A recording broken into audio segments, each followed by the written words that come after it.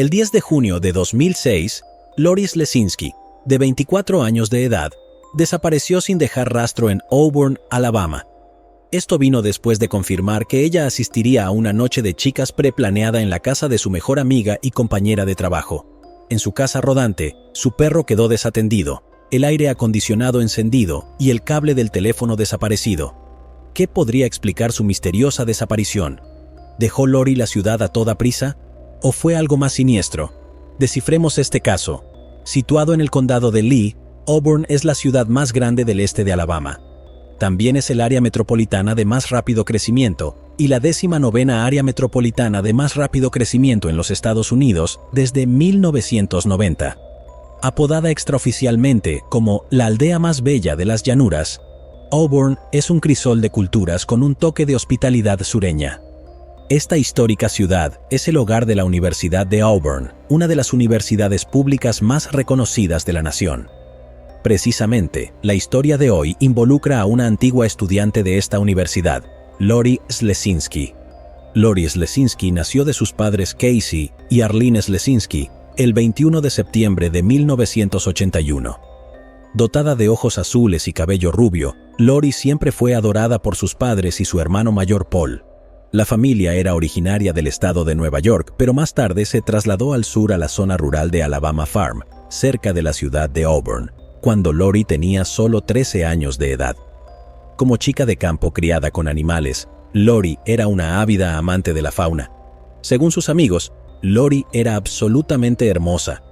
Le encantaba pasar tiempo con amigos, ver películas, andar en bicicleta y jugar videojuegos.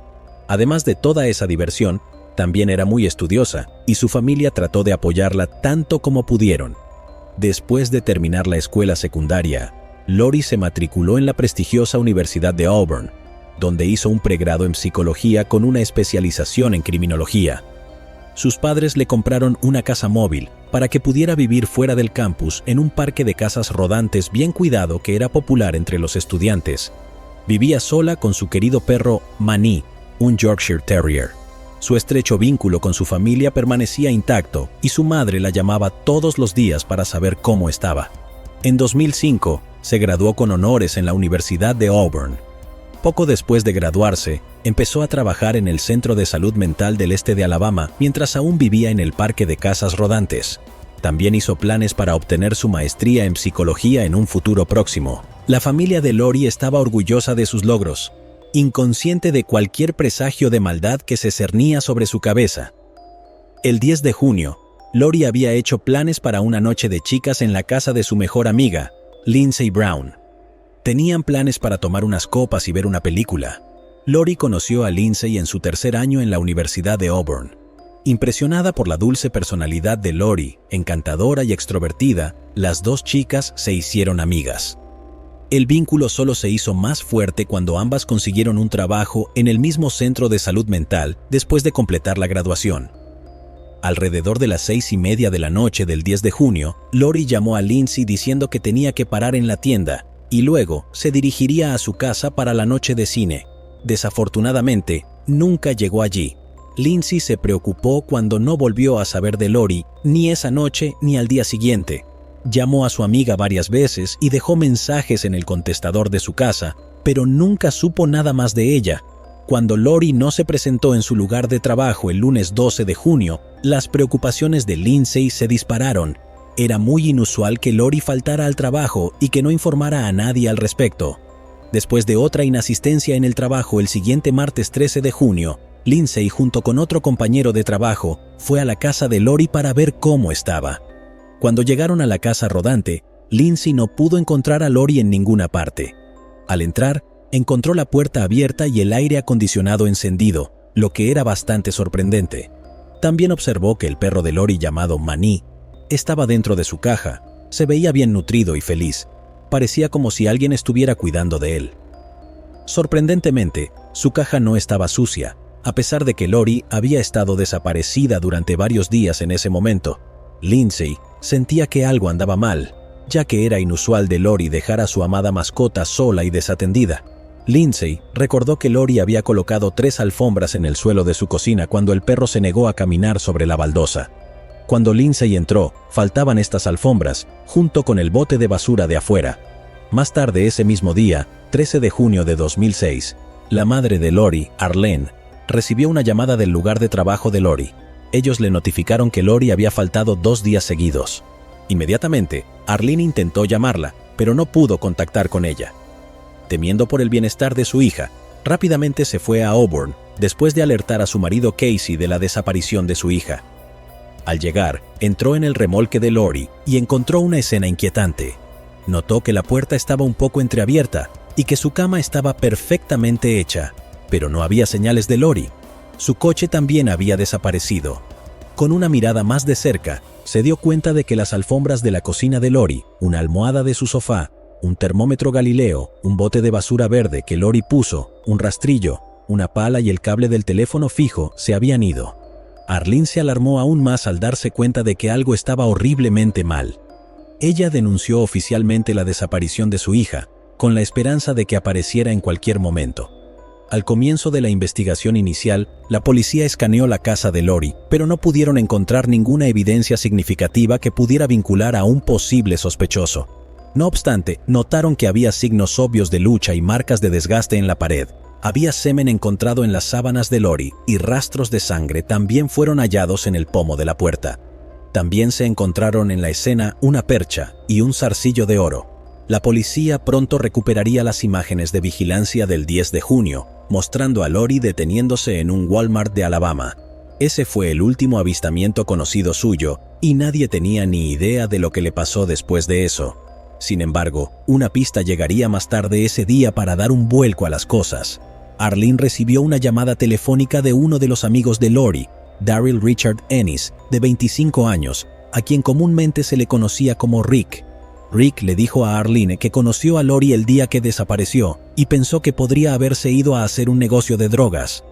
Lori había conocido a Rick Ennis en un boliche donde trabajaba. A menudo pasaba el rato allí cuando todavía era estudiante. Arlene lo conocía porque Lori lo invitó a pasar la Navidad con la familia de Lori en 2005. Lori se sentía mal porque él no tenía familia propia. Sin embargo, Arlene no podía creer lo que Ennis afirmaba, a pesar de la estrecha amistad de su hija con él. Ella no creía que Lori estaría involucrada en el tráfico de drogas. Ella pensó que simplemente estaba mintiendo, pero no tenía ni idea de por qué. La policía también recibió esta información por el propio Ennis, pero antes de que pudieran actuar, se hizo un aterrador descubrimiento. El 14 de junio de 2006, 4 días después de la desaparición, aproximadamente a las 4:40 de la mañana, su coche fue encontrado completamente incendiado en un callejón sin salida, cerca del boliche donde Rick había sido empleado anteriormente. A partir de ese momento, la investigación pasó del caso de una persona desaparecida a un posible homicidio. Según los investigadores, el incendio destruyó cualquier rastro de evidencia que pudiera haber sido encontrada dentro del auto. Sin embargo, Lori no estaba dentro del vehículo en el momento en que se quemó. Un cigarrillo hecho a mano estaba en el suelo cerca del coche. Una lata de gas también se encontró cerca en el bosque. El incidente horrorizó a la familia de Lori y estaban casi seguros de que algo muy malo le había sucedido. Investigar la información que Ennis le proporcionó a Arlene era su única pista en ese momento. Cuando trajeron al tipo para interrogarlo, repitió la misma historia que le contó a Arlene, solo añadiendo más detalles esta vez. Ennis afirmó que él y Lori cultivaban marihuana juntos. Según él, Lori podría haber ido a vender su parte de la hierba que cultivaron en comuna. También agregó que Lori podría haber estado tratando con gente sospechosa. La policía allanó el remolque de Lori. Sin embargo, incluso después de una búsqueda exhaustiva, la policía no pudo encontrar ninguna evidencia de que Lori traficara con drogas.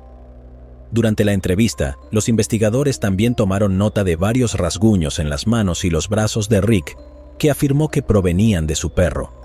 Más cosas preocupantes salieron a la luz cuando los investigadores hablaron con Lindsay. Según el relato de Lindsay, había escuchado a Rick Ennis hablando en segundo plano cuando ella y Lori hablaron por teléfono por última vez el día que desapareció. Ya que Ennis era conocido por ser amigo de Lori, Lindsay no pensó mucho en ello en ese momento. Lindsay afirmó que cuando envió un mensaje a Rick preguntando por el paradero de Lori, dijo que estaba bien cuando la dejó. Lindsay también informó a los investigadores que antes de su desaparición, Lori le dijo que Rick le había escrito una carta de amor. Sus sentimientos por ella no fueron correspondidos. Lindsay también afirmó que Lori le dijo que no se sentía atraída románticamente por Rick y que iba a tener una conversación al respecto con él. Más tarde, los investigadores descubrieron que Ennis le contó a sus amigos sobre su carta y el rechazo de Lori. Cuando la policía lo volvió a entrevistar para confrontarlo con la nueva información que recopilaron de Lindsay, admitió encontrarse con ella horas antes de la desaparición, pero insistió en que Lori estaba perfectamente bien y se estaba preparando para ir a la tienda cuando salió de su casa. Sin embargo, los investigadores descubrieron varias inconsistencias en su declaración. Los investigadores comenzaron a centrarse en Rick Ennis como su principal sospechoso. Su sospecha solo se hizo más fuerte después de registrar su coche. Los investigadores encontraron varios artículos de interés, incluyendo un cuchillo, algunos artículos de limpieza y esposas. Para reunir más pruebas, los investigadores comenzaron a investigar su pasado, pero no esperaban los giros con los que se iban a encontrar. Mirando a través del pasado inimaginablemente oscuro de Rick Ennis, los investigadores descubrieron que había asesinado a su madre y a su padrastro cuando tenía solo 12 años de edad. El 3 de marzo de 1993, solo 10 meses después de su matrimonio, Ennis supuestamente agredió a su madre, que era conocida como una dulce dama de la iglesia, la golpeó hasta la muerte con un bate de béisbol, después de dispararle en la cara en su remolque en el norte de Montgomery, Alabama, donde vivían. Y su padrastro, Eddie Joe Flowers, que era conocido como Elvis debido a sus patillas y personalidad vibrante, se encontró con el mismo destino que su esposa. Después de asesinar a su madre, Rick le disparó en la cara con una escopeta cuando Eddie llegó a casa del trabajo. Después del asesinato, Ennis condujo el coche de la familia y se estrelló contra una valla al lado de la carretera. El policía estatal de Alabama, John Clark, detuvo a Ennis caminando por la autopista. Cuando le preguntó dónde estaban sus padres, Ennis le dijo que los había matado. Mientras el detective Clark registraba la mochila que llevaba el joven, encontró un cuchillo de cocina y municiones para una escopeta calibre 12, así también una calibre 22. Cuando se le preguntó por qué mató a sus padres, Ennis, de 12 años, sin reflejar alguna emoción, le dijo a la policía que estaba enojado porque sus padres planeaban mudarse. Dijo que no quería dejar su escuela. Durante 2 días, los investigadores creyeron que vivía con sus cuerpos mientras continuaba yendo a la escuela. Además, confesó sobre sus futuros planes para matar a sus 3 hermanastras, lo que sorprendió aún más a los investigadores en ese momento. Aunque sus asesinatos eran nada menos que horribles, debido a su edad, no podía ser juzgado como un adulto. Como menor de edad en ese entonces, fue enviado a la cárcel por 9 años por el doble homicidio. Después de ser liberado, se mudó a Auburn, donde conoció a Lori Lesinski. Después de la desaparición de Lori, Rick Ennis fue el principal sospechoso en el caso. Sin embargo, a pesar del pasado de Ennis y un montón de pruebas circunstanciales, era imposible acusar a Ennis del asesinato de Lori sin el cuerpo de Lori o ninguna prueba directa. Ennis dejó Auburn pocas semanas después de su entrevista con los detectives y se mudó a otro lugar, terminando en Huntsville, Alabama, en 2007. Para entonces, el caso de Lori se había enfriado. Después de mudarse a Huntsville, pronto se mudó con un compañero de cuarto, Abram Sissons. Abram se dio cuenta de que Ennis trajo alfombras de cocina a la casa que, según él, eran un regalo de Lori. También le dijo a Abram que estaba enamorado de una mujer en Auburn que desapareció sin dejar rastro, pero no mencionó su nombre. Abram no encontró nada inusual en estas conversaciones, hasta que se enteró del oscuro pasado de Ennis. Luego le pidió a Ennis que se fuera inmediatamente. Abram más tarde afirmó que cuando regresó a su apartamento, estaba completamente destrozado. Sin embargo, la policía recuperó las alfombras, una de las cuales dio positivo para la sangre de Ennis. Abram también afirmó más tarde que vio un termómetro Galileo en la habitación de Ennis antes de mudarse con él, el mismo modelo que el que faltaba en la casa de Lori. Lamentablemente, la policía aún no pudo vincular a Ennis con el asesinato de Lori en ese momento. Como su principal sospechoso seguía en libertad, el caso seguía sin resolverse mientras la devastada familia de Lori esperaba respuestas. Durante años, para este caso no hubo actualizaciones. Luego, en 2016, después de una década, Mark Whitaker, un agente especial de la Oficina de Investigación del Estado de Alabama abrió una unidad de casos sin resolver y comenzó a reinvestigar la desaparición de Lori junto con su equipo, que incluía a su antiguo socio, el agente Otwell Barnes. El caso de Lori fue su primer proyecto y comenzaron a revisar las pruebas, enviando algunos de los artículos a laboratorios forenses para realizar pruebas y realizar varias entrevistas y reentrevistas. Después de reexaminar las pruebas, Ennis se convirtió naturalmente en su principal sospechoso. El agente Mark era consciente del pasado de Ennis, y su instinto le dijo que Ennis había hecho algo similar a Lori, pero no tenía ni idea de cómo probar su culpabilidad sin más pruebas o un cuerpo. Sin embargo, en un giro inesperado, el compañero del agente Whitaker, el agente Otwell Barnes, encontró una importante pieza de evidencia mientras miraba los archivos. Descubrió un informe en un sobre que no había sido abierto en 10 años. Después de la desaparición de Lori en 2006, la policía recogió pruebas del tráiler, pero nadie las siguió hasta que llegaron los resultados. Los resultados mostraron que el semen encontrado en la sábana de Lori y la sangre en el lado interior de la puerta principal contenía el ADN de Rick Ennis. Después de organizar todas las pruebas, los investigadores construyeron un caso fuerte contra Rick Ennis y pudieron obtener una orden de acusación en 2018. En ese momento, Ennis estaba felizmente comprometido con una bibliotecaria de la escuela llamada Elena Atkinson y vivía en Pilot, Virginia. Allí trabajaba para una empresa que diseñaba y construía estructuras vivientes portátiles llamadas yurtas. El 6 de agosto de 2018, en su cumpleaños número 38, 12 años después de que Loris Lesinski desapareciera de Auburn, Rick Ennis fue arrestado por un grupo de trabajo de los Marshals de Estados Unidos. Si bien fue un alivio para la familia de Lori, la prometida y los compañeros de trabajo de Ennis se sorprendieron por este giro de los acontecimientos. Después de ser arrestado por 2 cargos de asesinato capital, su juicio fue pospuesto debido al COVID-19.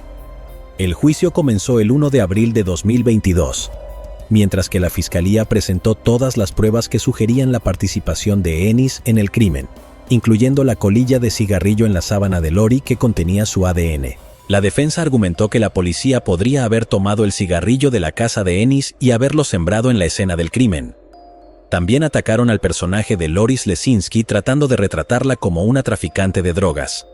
Para explicar cómo su ADN llegó a la sábana, Rick afirmó que tuvo sexo consensuado con Lori antes de su desaparición, lo que sugiere que todavía eran íntimos, a pesar del rechazo de Lori de sus avances. Sin embargo, su historia no parecía muy convincente, especialmente cuando 2 testigos más presentaron una información impactante. Uno de sus antiguos compañeros de trabajo en Alabama, Jeremy Brooks, declaró que el 9 de junio de 2006, justo un día antes de la misteriosa desaparición de Lori, él recibió una llamada de Ennis preguntando si podía traerle gasolina y si podía quedarse con el tanque de gasolina. Jeremy rechazó su solicitud. Más tarde, después de que la policía encontrara el coche quemado de Lori en una lata de gasolina, coincidía con la descripción de una lata de gas que faltaba en el boliche donde Ennis trabajaba. Otro de sus antiguos compañeros de trabajo de Carolina del Sur, Terry Booth, testificó sobre la escalofriante experiencia que tuvo con Ennis años antes. Terry recordó preguntarle a Ennis por qué se mudó de Auburn. Ennis les dijo que tenía que deshacerse de un cuerpo, aunque pensó que Ennis solo estaba bromeando con él. Pero el anuncio de su arresto por el asesinato de Lori demostró lo contrario. Aunque Rick Ennis continuó negando todas las acusaciones en su contra y mantuvo su inocencia, los jurados llegaron a un veredicto de culpabilidad después de 2 días de deliberación.